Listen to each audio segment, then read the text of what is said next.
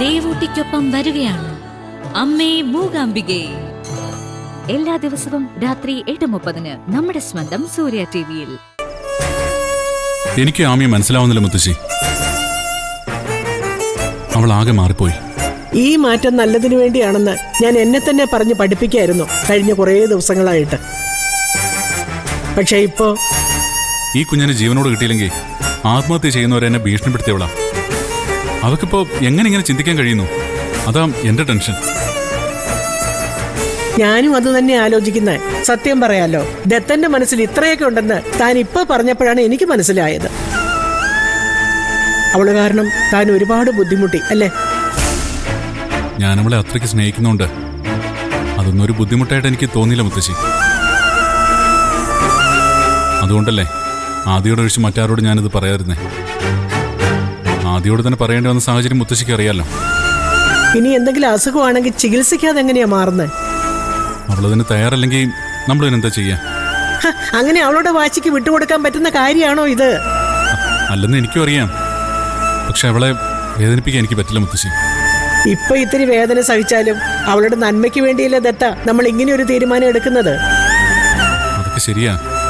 പക്ഷെ ഇത്രയും കാലം ഞാൻ ആരെയും ഒന്നും അറിയിക്കാതെ ഒരു കോമാളിയെ പോലെ അവൾ പറയുന്നതിനൊക്കെ ഒത്താശ ചെയ്ത് കൂടുന്നത് വെറുതെ ആയി പോവില്ലേ? അതെങ്ങനെ? നമ്മൾ അങ്ങനെ എന്തെങ്കിലും ഒരു കടുത്ത തീരുമാനം എടുത്താ അവൾ എന്തെങ്കിലും സാഹസം കാണിക്കുമെന്ന് എന്റെ പേടി. അങ്ങനെ ഭയന്ന് ജീവിക്കാൻ പറ്റുമോ? ഒന്നുമില്ലെങ്കിലും താനൊരു പോലീസ് ഓഫീസർ അല്ലേടോ? ഞാനൊരു പോലീസ് ഓഫീസർ മാത്രമല്ല മുത്തശ്ശി, ഒരു ഭർത്താവ് കൂടിയാ, ഒരു കുഞ്ഞിന്റെ അച്ഛനാ. എന്റെ കുടുംബം തകരുന്ന ഒരു കാര്യവും എനിക്ക് ചിന്തിക്കാൻ പോലും കഴിയില്ല മുത്തശ്ശി.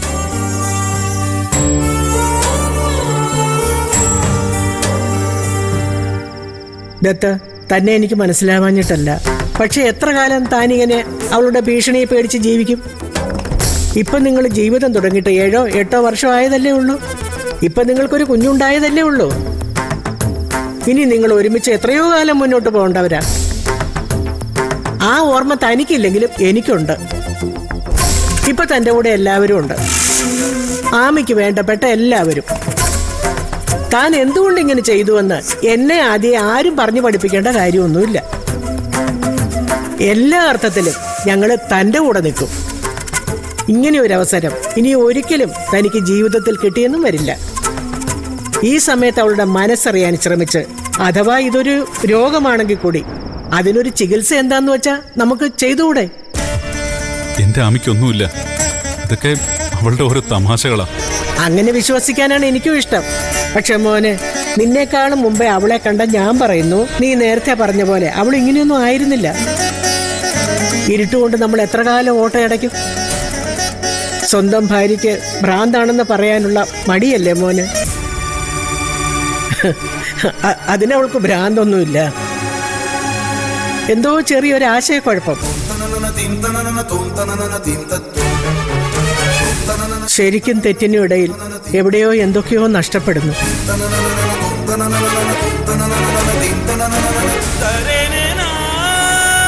ചിലപ്പോ പ്രസവത്തോടുകൂടി ഉണ്ടായ എന്തെങ്കിലും ഹോർമോൺ മാറ്റമായിരിക്കും. അങ്ങനെയാണെങ്കിൽ എത്രയും പെട്ടെന്ന് ഒരു ഡോക്ടറെ കാണിക്കുന്നല്ലേ മോനെ നല്ലത്. നിങ്ങളുടെ കുഞ്ഞിനെ ആമി വളർത്തിയാലും പൂജ വളർത്തിയാലും മുത്തശ്ശിക്ക് ഒരുപോലെയാ. പക്ഷേ അങ്ങനെയല്ലല്ലോ. ഇപ്പോഴത്തെ ഒരു എടുത്തുചാട്ടത്തിന് പൂജ കൂടെ നിന്നാലും നാളെ അവർക്ക് സ്വന്തമായിട്ടൊരു കുഞ്ഞുണ്ടാവുമ്പോൾ കഥ ഇങ്ങനെയാകണമെന്ന് നിർബന്ധമൊന്നുമില്ലല്ലോ. അവളെ നമുക്കതിൽ തെറ്റു പറയാൻ പറ്റില്ല. കുഞ്ഞിനെ കൈമാറേണ്ട കാര്യമൊന്നുമില്ല.